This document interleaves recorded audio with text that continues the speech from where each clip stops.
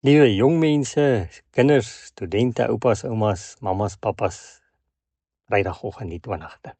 Ek groet jou in die mooi naam van ons Here Jesus Christus. Ons kyk steeds na die tema innerlike genesing en hierdie week staan ons stil by innerlike genesing deur deel te wees van 'n geloofsgemeenskap. En ons het gister begin deur te sê, hoe lyk 'n geloofsgemeenskap? Vanoggend gaan ons aan. Ons sê vir mekaar, begin self en stimuleer ander om die goddelike liefde, die agape liefde te beoefen. In 1 Korintiërs 13 beskryf Paulus hierdie liefde wat daar onder gelowiges behoort te bestaan. Dit wil sê, in elke gemeente moet hierdie liefde, hierdie soort liefde, wat uit God gebore word in elkeen van ons se mens wees, en waartoe ons geroep word in ons verhoudings met mekaar. En in hierdie liefde, wat die klem lê op doen eerder as op gevoel, en om te gee eerder as om te ontvang. Dis die liefde wat innerlike genesing dra, wat innerlike genesing ten doel het. Dit is liefde wat ek bly gee, al is die persoon ook onverdienstelik en onbeminlik in my hart. Ek bly dit gee, want dit kom van die Here af. Daarom, ons moedig mekaar aan om dalk deel te word van jou geloofsgemeenskap op 'n kleiner konteks. Hoekom? En hier verwys ons natuurlik na klein groepe of belangegroepe of Bybelstudiegroepe.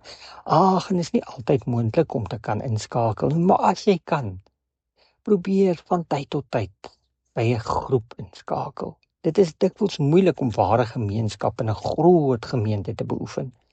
Daarom is dit belangrik dat daar kleiner groepe in 'n groot gemeente moet wees, waar gelowiges kan inskakel om die gemeenskap van die gelowiges werklik te kan beleef. Daarom is dit belangrik dat ek en jy daardie warmte, vriendelikheid, liefde, aanvaarding sal gaan leef ook in kleiner groepe. En miskien is daar nog nie 'n groep waarby jy jouself tuis voel nie. Begin jy dan so 'n groep? Mag die Here jou bring by 'n plek waar jy dan verander, 'n plek gee waar hulle hierdie warmte, vriendelikheid, liefde en aanvaarding kan beleef.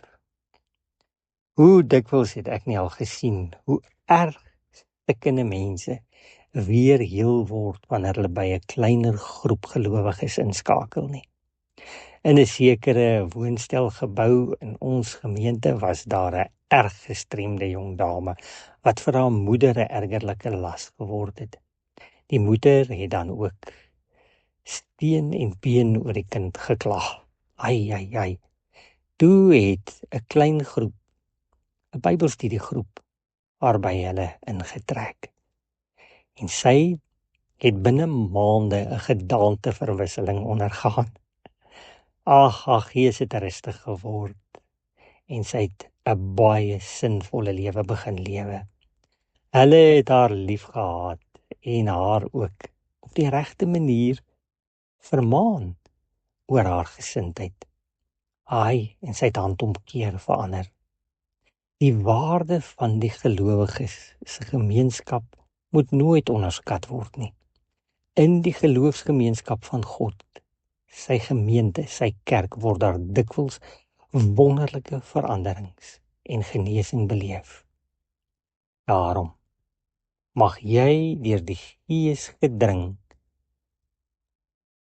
soek na hierdie warmte, hierdie vriendelikheid, hierdie liefde, hierdie aanvaarding, en mag jy by 'n groep inskakel, by 'n gemeente inskakel, waar jy regtig dit ervaar, en mag innerlike genesing vir jou dan ook 'n realiteit word. En mag die Here deur sy Gees jou ook bring by 'n plek waar jy mense nooi om deel te word van hierdie geloofsgemeenskap, groot of klein, sodat hulle dieselfde voorregte as jy en ek kan geniet. Ons bid dit vir mekaar, vir die kerk wêreldwyd en ook die gemeente hier in Montana. die Here Jesus se gemeente. Amen.